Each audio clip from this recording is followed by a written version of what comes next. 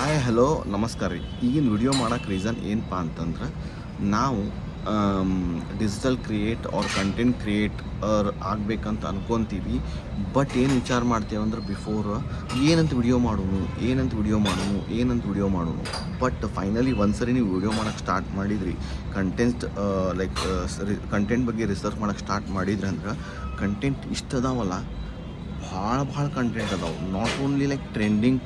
ಇವನ್ ನಿಮ್ಗೆ ಹೇಳ್ತೇನಿಲ್ಲ, ನೀವು ಸ್ಟಾರ್ಟ್ ಮಾಡಿದ್ರೆ ಅಂದ್ರೆ ವಿಡಿಯೋ ಕ್ರಿಯೇಟ್ ಮಾಡೋಕೆ ಟ್ರೆಂಡ್ ಒಳಗೆ ಇರೋ ವಿಡಿಯೋ ಕಂಟೆಂಟನ್ನು ನಾವು ವಿಡಿಯೋ ಮಾಡೋಕ್ಕಾಗಿಲ್ಲ, ಅಷ್ಟು ಕಂಟೆಂಟ್ ಇರ್ತಾವೆ. ಯಾಕೆಂದ್ರೆ ಬೆಳಿಗ್ಗೆ ಎದ್ದ ಮೇಲೆ 100 ಲಪಡ, ಬೆಳಿಗ್ಗೆ ಎದ್ದ ಮೇಲೆ ಸೆಲೆಬ್ರಿಟೀಸ್ ಲಪಡ, ಇಲ್ಲ ಬೆಳಿಗ್ಗೆ ಎದ್ದ ಮೇಲೆ ಒಂದು ಕಾಮನ್ ಮ್ಯಾನ್ ಲಪಡ, ಬೆಳಿಗ್ಗೆ ಎದ್ದ ಮೇಲೆ ಯಾವುದ್ರ ಫಂಕ್ಷನ್, ಬೆಳಿಗ್ಗೆ ಎದ್ದ ಮೇಲೆ.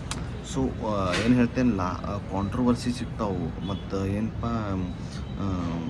ಗಾಸಿಪ್ಗಳು ಸಿಗ್ತಾವೆ, ಮತ್ತು ಏನಪ್ಪ ಅಂದ್ರೆ ರಿಯಲ್ ಇನ್ಸಿಡೆಂಟ್ ಸಿಗ್ತಾವೆ, ಮತ್ತು ಚೀಟಿಂಗ್, ಫ್ರಾಡ್, ಮತ್ತು ಗುಡ್ ಮೆಸೇಜಸ್.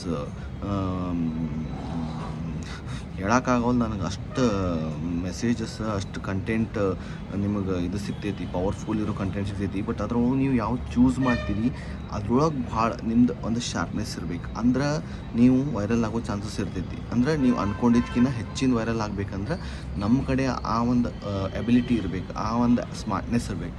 ಅಂದಾಗ ಜನ ನಮ್ಮನ್ನು ನೋಡ್ತಾರೆ, ಅಂದಾಗ ಜನ ನಮ್ಮನ್ನು ಚೂಸ್ ಮಾಡ್ತಾರೆ, ಅಂದಾಗ ಆಟೋಮೆಟಿಕಲಿ ನಾವು ಟ್ರೆಂಡಿಂಗ್ನಾಗ ಬರ್ತೀವಿ. ಸೊ ಇದ ನೋಡ್ರಿ ಕಂಟೆಂಟ್ ಕ್ರಿಯೇಟರ್ ಪವರ್.